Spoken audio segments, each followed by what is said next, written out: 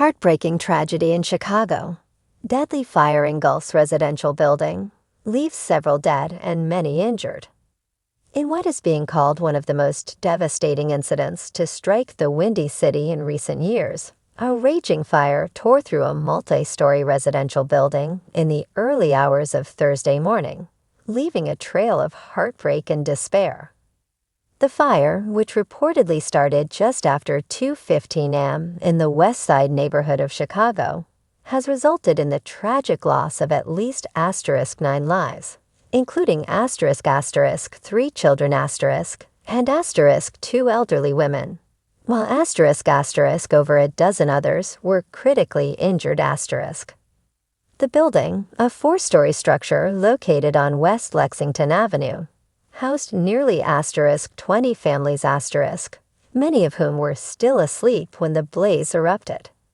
Survivors described the scene as chaotic, terrifying, and apocalyptic as thick smoke and roaring flames consumed the building in a matter of minutes.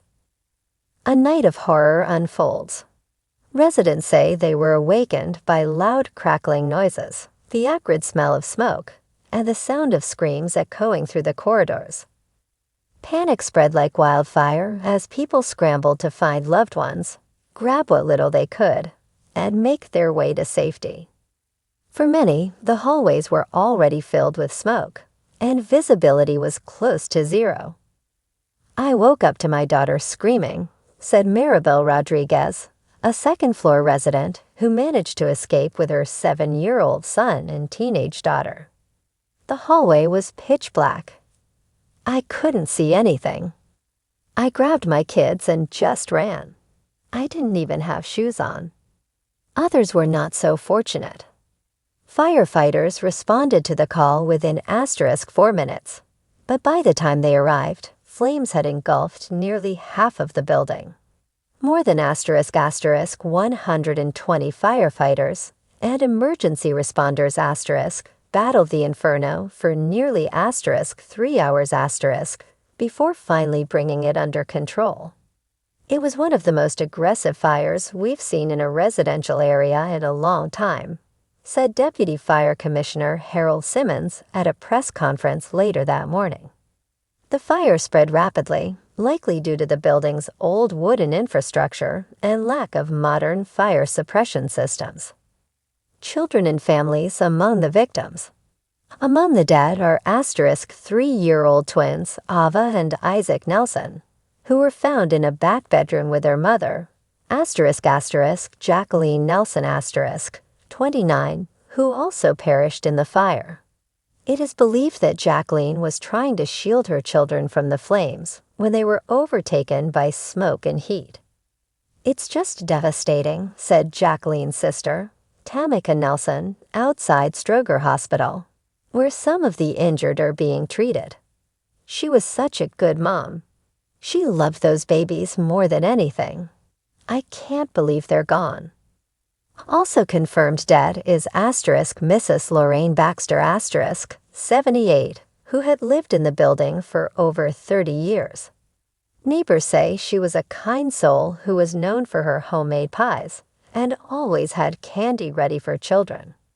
Lorraine's body was found near the building's main stairwell, suggesting she may have tried to escape but was overcome by the smoke. Dozens injured, several in critical condition.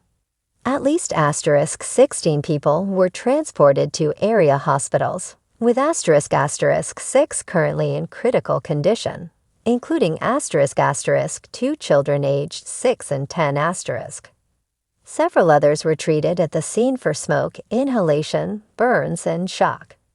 Doctors at Mount Sinai Hospital report that some of the patients suffered severe third-degree burns and will require long-term care, including surgeries and rehabilitation. The emotional trauma, however, may take even longer to heal. One firefighter, 34-year-old Kevin McGrath suffered burns on his hands and arms while attempting to rescue residents from the top floor. He is expected to recover but will be on medical leave for several weeks. Possible cause: faulty wiring under investigation. While the exact cause of the fire remains under investigation, preliminary reports suggest that faulty electrical wiring in the building's basement may have sparked the initial blaze. The building, constructed in the 1950s, had reportedly failed multiple safety inspections in recent years, but remained occupied due to a shortage of affordable housing in the city. There were known issues with this property, said Alderman William Torres, who represents the 22nd Ward. It's absolutely unacceptable that these families were put at risk because of negligent landlords and inadequate enforcement of safety codes. The building was owned by a private real estate company, Asterisk Lexington Property Group, which has not responded to media inquiries. Public records show the company has been cited *** 5 times in the past 3 years * for violations ranging from exposed wiring to blocked officials express outrage and grief. Mayor * Brandon Johnson * visited the scene Thursday afternoon and offered condolences to the victims' families. Visibly shaken, he addressed reporters and pledged swift action. "This is a heartbreaking day for Chicago," said the mayor. "No one should ever have to fear dying in their home because of unsafe conditions. We will hold those responsible fully accountable." The city has launched a joint investigation involving the * Chicago Fire Department, the * Department of Buildings, and * Cook County Prosecutor's Office * to determine whether criminal charges should be filed. Community in mourning. As news of the tragedy spread, hundreds gathered near the site, leaving flowers, candles, and teddy bears on the sidewalk. A prayer vigil is scheduled for Friday evening, where faith leaders, local officials, and residents will come together to mourn the loss and demand justice. "I can't stop crying," said Angela Ruse, who lived on the 3rd floor and lost her neighbor and close friend in the fire. "She was like a sister to me. We did everything together. This just doesn't feel real." Local churches and community centers have opened their doors to offer shelter and support for displaced families. A GoFundMe page has been set up by neighbors and had already raised over $60,000 within hours to help cover funeral costs and medical expenses. A stark reminder of inequality.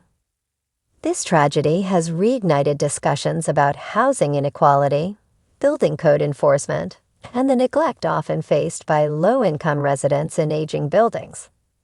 Advocates say that unless systemic changes are made, tragedies like this will continue to happen.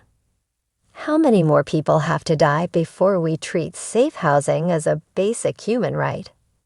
Asked Jasmine Flores, a housing activist who spoke at a community gathering. These families were ignored for years. Now they're gone. A city in pain, a community united. While the loss is profound, the spirit of unity and compassion that has emerged in the aftermath offers a glimmer of hope. Volunteers have flooded the local shelter with donations, blankets, clothes, food, and toys for the children who survived. Counselors and social workers are working round the clock to help families cope. The fire may have taken lives, but it hasn't taken our humanity, said Pastor Joel Simmons, who will lead Friday's vigil. "We will mourn together, heal together, and rebuild together."